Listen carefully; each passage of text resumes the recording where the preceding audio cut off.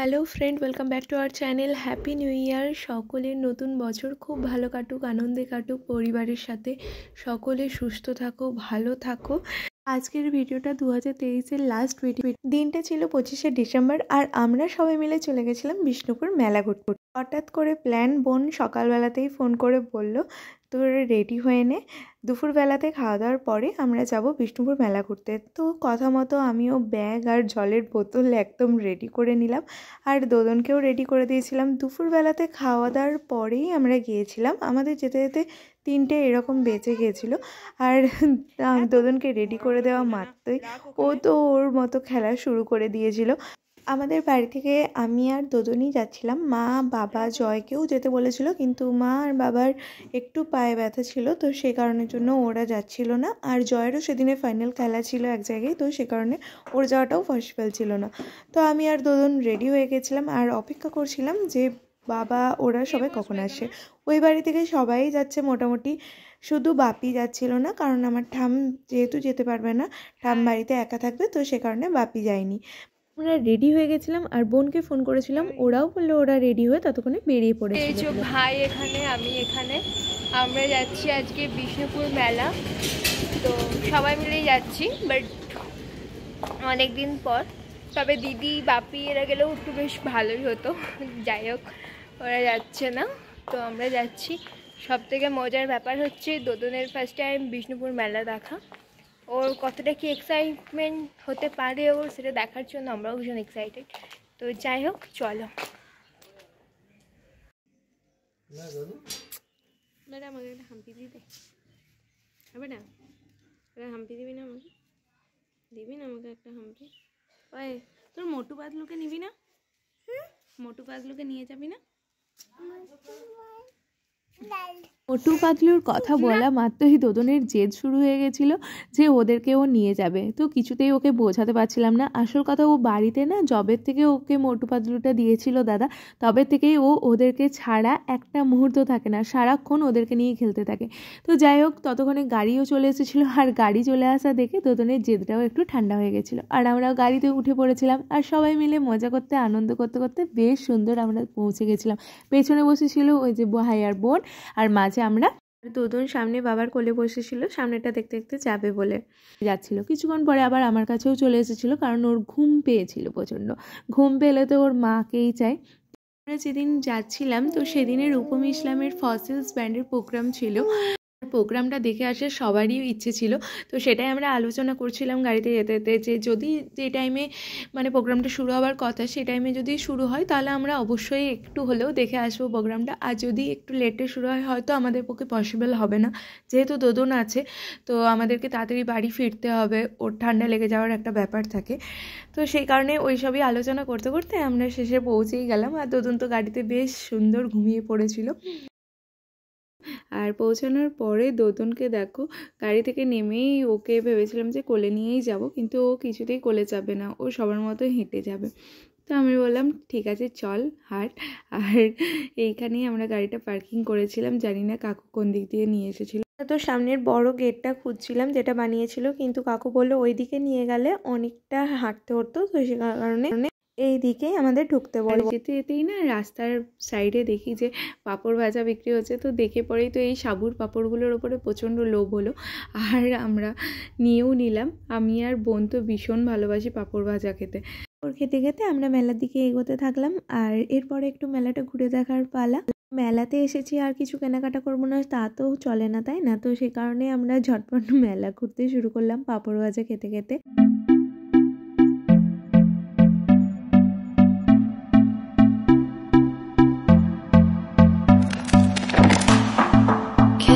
Be a star tonight. You fill my soul with light the day we met. I don't wanna leave your side, no. Have me by your side when the sun sets. I hope you still want me, I hope you still. মেলা মেলাতে ঢুকেই আমরা প্রথমে যেটা দেখলাম যে হস্তশিল্পের বিভিন্ন ধরনের স্টল ছিল সেখানে। আর সেখানে তো মানে এমন কিছু নেই যা ছিল না। ও ঢুকেই দেখলাম জুটের কাজের জিনিস বিক্রি হচ্ছিল, পোড়া মাটির জিনিস, বেতের জিনিস, বাঁশের কাজ করা বিভিন্ন ধরনের জিনিস, তারপর শাঁখের, পিতলের, মানে বিভিন্ন অনেক রকমের জিনিস বিক্রি হচ্ছিল।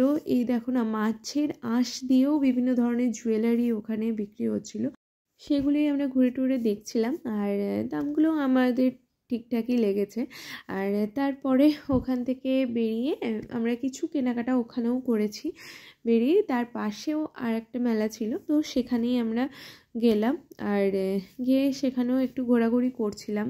ওখানেও সেম ওই হস্তশিল্পেরই নানা ধরনের আরও জিনিসপত্র বিক্রি হচ্ছিল।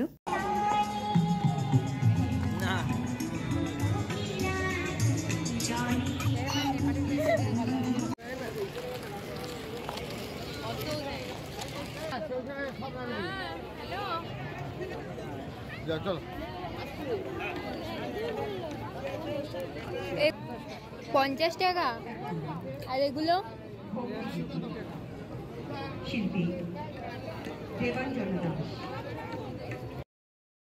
আমরা 25শে ডিসেম্বর যেহেতু গিয়েছিলাম, আর সেদিনে রূপম ইসলামের লাইভ প্রোগ্রামও ছিল বললামই প্রথমে, তো সেই কারণে দেখছিলাম যে যত সন্ধে হচ্ছিল তত ভিড়টাও যেন মেলাতে বাড়ছিল।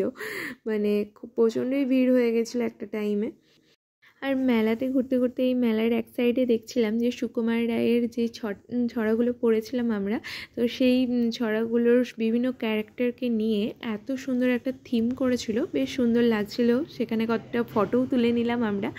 আর মেলা থেকে বেরিয়ে এসেই আমরা চা খাচ্ছিলাম, আর চা খেতে খেতে দেখি যে এই বাঁশের যে ল্যাম্পগুলো বানিয়েছে, তো সেগুলোর আমরা দূর থেকে আমার বাবা, মা আর আমরা মিলে সবাই মিলে একটু গেস করছিলাম যে ওইগুলোর কীরকম দাম হতে পারে।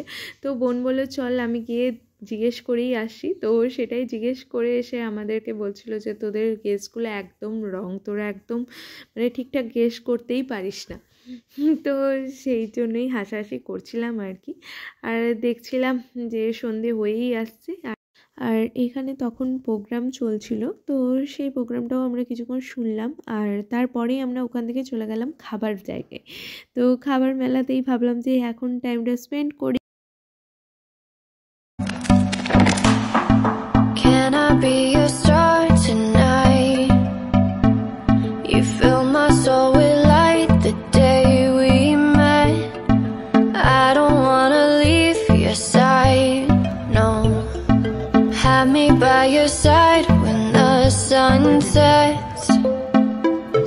I hope you still want me, I hope you still need me a million. মা আর আমার জেঠিমা মিলে একটু বিছানার চাদর দেখছিল।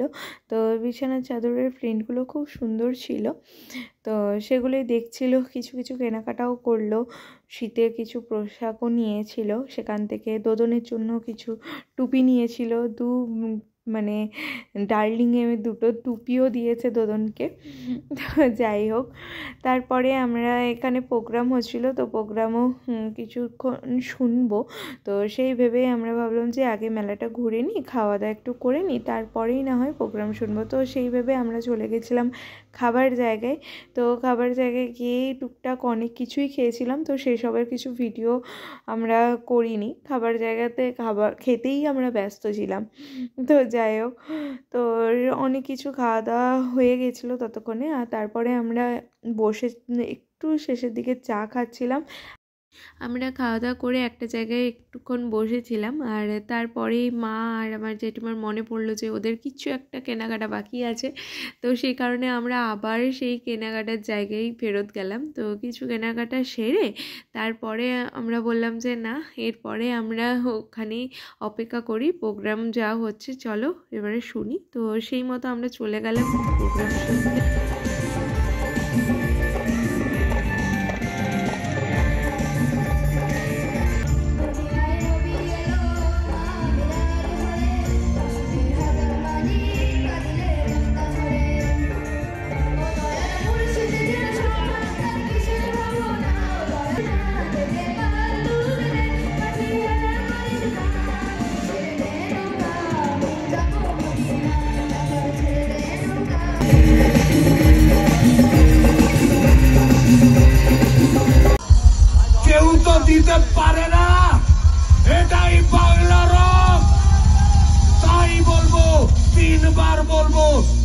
ব্যাখ্যা দিয়েছি তাই 3 বার বলবো জয় জয় জয়।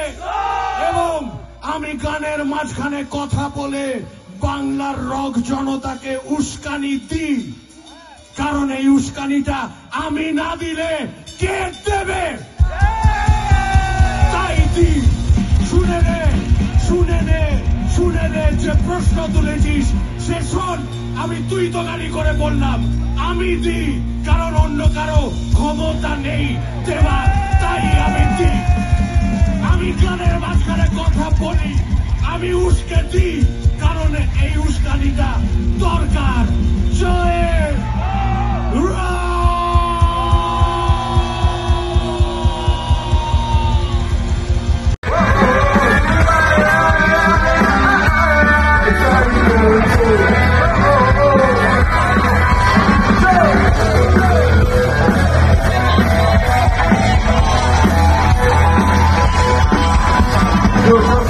দোকানে যে সম্মান পাবে ওখানে সব আমার থেকে কেনা, কারণ উৎপাদন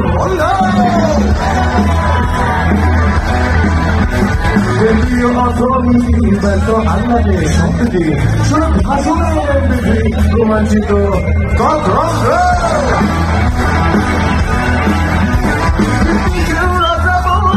নোংরা হচ্ছে কাপো ঐতিহ্য পুজো পাবো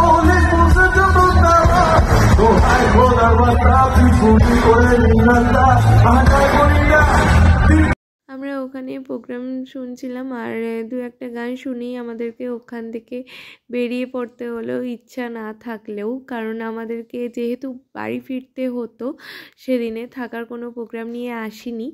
আর দোদন না ঘুমিয়ে পড়েছিল, তো ওকে নিয়ে মানে দাঁড়িয়ে অতক্ষণ ধরে প্রোগ্রাম দেখতেও প্রচণ্ড অসুবিধা হচ্ছিল, আর তার সাথে ঠান্ডাও ছিল বেশ সেদিনে। কারণেই আমরা ঠিক করলাম যে না আর বেশি রাত করব না, আমরা ওখান থেকে ঝটপট বেরিয়ে পড়লাম। আর ঘুমিয়ে পড়লে না ওকে নিয়ে মেলা ঘোরাটাও একটু মুশকিল হয়ে যায়, তো সেই কারণে আমরা বাড়ি ফিরছিলাম। আর ওই যে মা না একটা ব্ল্যাঙ্কেট কিনেছিল বড় দেখে, তো বাবা সেটাকেই কাঁধে করে নিয়ে যাচ্ছিল বলে আমরা আবার সবাই মিলে রাগাচ্ছিলাম বাবাকে। যাই হোক, আমরা বারবার বলছিলাম যে সবাই মিলে একটু পালি করে করে ধরে নিয়ে যাই, তো বাবা তো কিছুতেই দেবে না, বাবা নিজেই নিয়ে যাচ্ছিল সেটা। যাই হোক, তারপরে গাড়ির কাছে চলে এসেছিলাম আর গাড়িতে চেপেও গিয়েছিলাম। আর বাড়ি ফিরতে ফিরতে অনেকটাই রাত হয়ে গেছিলো, দোদন তো ঘুমিয়েই পড়েছিল। তো যাই হোক, কিছু ফটো তুলেছিলাম যেগুলো আমি এই ভিডিওতে আমি অ্যাড করে দিলাম। তো ব্লগটা আজকে এই পর্যন্তই। যদি ভালো লেগে থাকে তাহলে অবশ্যই like, comment, share and subscribe করে দিও আমার চ্যানেলটাকে। আর দেখা হচ্ছে নতুন একটা ব্লগের সাথে। ততক্ষণ সবাই ভালো থেকো, সুস্থ থেকো। নতুন বছর সকলের ভালো কাটুক, সুস্থভাবে কাটুক এই কামনায় করি। চলো, টাটা, বাই।